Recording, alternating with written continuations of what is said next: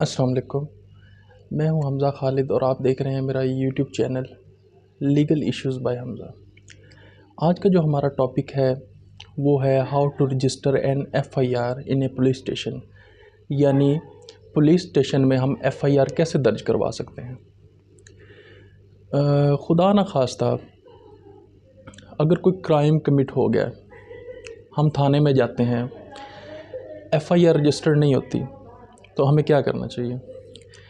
सबसे पहले अगर खुदा न खास्ता कोई क्राइम कमिट हो गया है आपसे या किसी से भी, तो आपने सबसे पहले एप्लीकेशन लिखनी है और एप्लीकेशन के अंदर ज़रूरी चीज़ें आपने लिखनी है। वो ज़रूरी चीज़ें क्या हैं? मसलन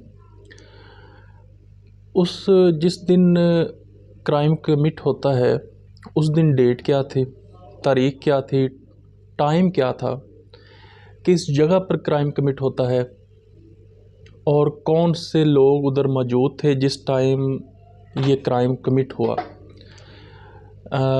अगर आपको रात का टाइम था, अगर आप देखते हैं कि रात का टाइम था, तो फिर आपने सोर्स ऑफ लाइट को मेंशन करना है।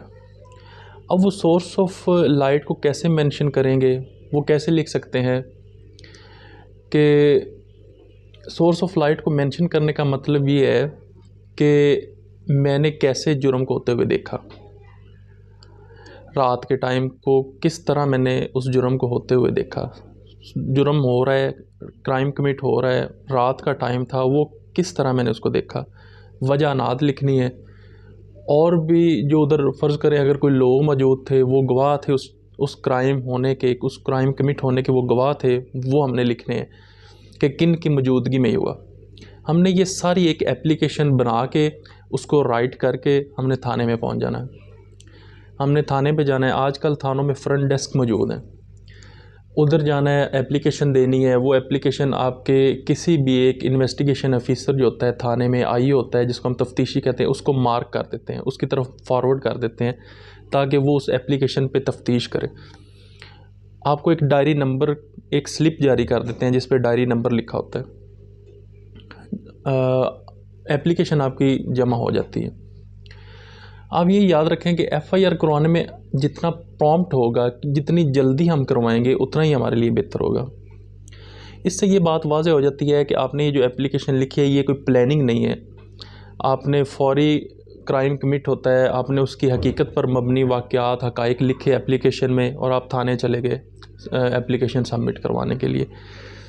यानी मुकदमे में जो डिले है वो हमारे लिए नुकसानदेह होती है।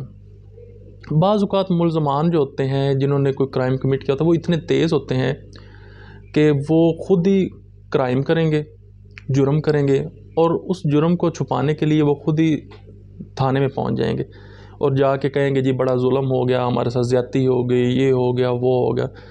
तो एफ़आईआर दर्ज हो जाती है और पता चलता है कि ये एफ़आईआर तो बिल्कुल झूठी। और सेम, लेकिन एक ज़हन में रखें कि सेम एक्रेंस के बारे में अगर एक एफ़आईआर दर्ज होती है तो उसी सेम एक्रेंस पे दूसरी एफ़आईआर भी दर्ज करवाई जा सकती है।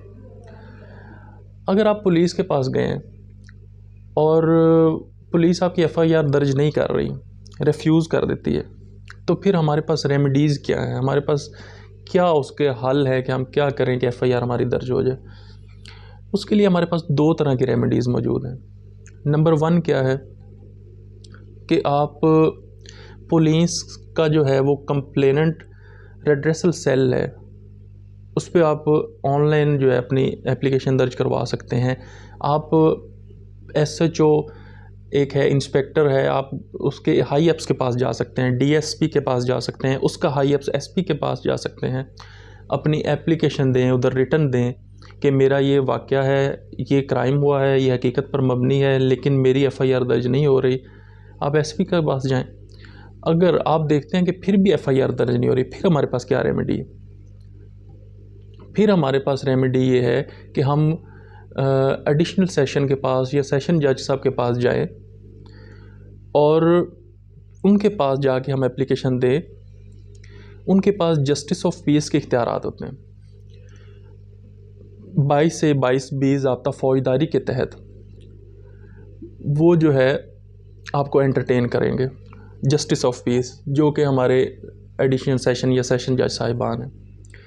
जो चीज़ें आपने दरख्वास्त में मेंशन की हैं वही एप्लीकेशन आप जस्टिस ऑफ पीस को देंगे, उनके पास मूव करेंगे। जज साहिब क्या करेंगे कि पुलिस को कॉल करेंगे, कमेंट कॉल करवाएंगे, और फिर उसके बाद जो है वो जब देखेंगे कि वाक़या ही ये बंदा सच्चा है, इसका वाक़या, इसकी दरख्वास्त हकीकत पर मबनी हक़ाइक़ हैं, तो वो डायरेक्शन जारी कर देगी पुलिस को कि इसकी FIR, इसका मुकदमा दर्ज किया जाए। सपोज़ कि अगर जस्टिस ऑफ पीस ने ऑर्डर कर दिया कि इसका मुकदमा दर्ज करें, उसके बावजूद पुलिस जो है वो दर्ज नहीं करती, तो फिर हमारे पास क्या हल है?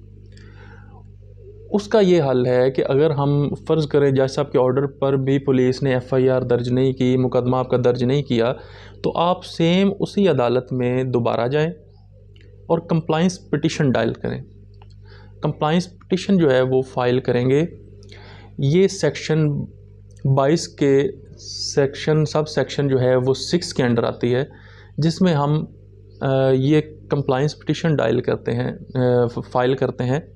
सपोज़ अगर जस्टिस ऑफ पीस जो है वो आपकी बात नहीं सुनता, आप समझते हैं कि केस मेरा हकीकत है, इसमें कोई झूठ नहीं है, कोई फेक नहीं है ये केस, फिर आप हाई कोर्ट में रिट कर सकते हैं। हाई कोर्ट डायरेक्शन दे सकता है कि आपका मुकदमा दर्ज किया जाए। आम तौर पर ये ट्रेंड बन चुका है हमारे हाँ कि झूठी FIRs दर्ज करवा दी जाती हैं। क्या सीन चलता है कि जिसकी लाठी उसकी भैंस, जिसका ज़ोर चलता है वो झूठी FIR दर्ज करवा देता है, और गरीब हमारा जो है वो बेचारा पिसता चला जाता है।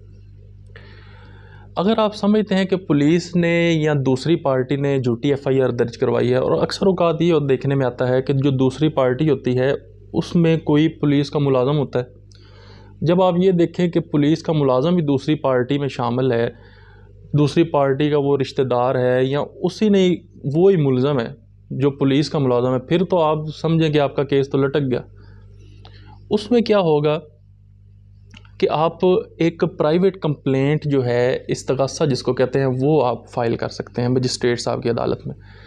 मजिस्ट्रेट साहब जब ये देखेंगे कि ये बंदा सच्चा है, आप उसमें गवाहान की लिस्ट भी शामिल करें।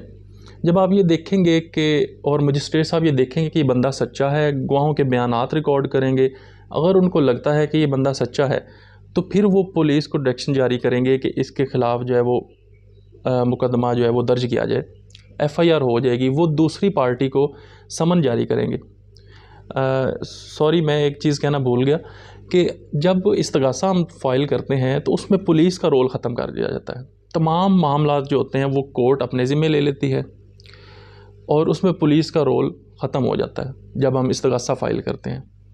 जज साहब जो हैं वो दूसरी पार्टी को समन जारी करते हैं, उनके बयानात रिकॉर्ड करते हैं, और जब वो देखते हैं कि ये बंदा सच्चा है, ये झूठा है, तो उनके ख़िलाफ़ मुकदमा दर्ज कर लिया जाता है। उम्मीद करता हूँ कि आपको आज की इस टॉपिक से इंफॉर्मेशन जो है वो आपको मिली है काफ़ी सारी, और भी मज़ीद ऐसी इंफॉर्मेटिव वीडियोस देखने के लिए हमारे चैनल को लाइक और सब्सक्राइब करें और आगे शेयर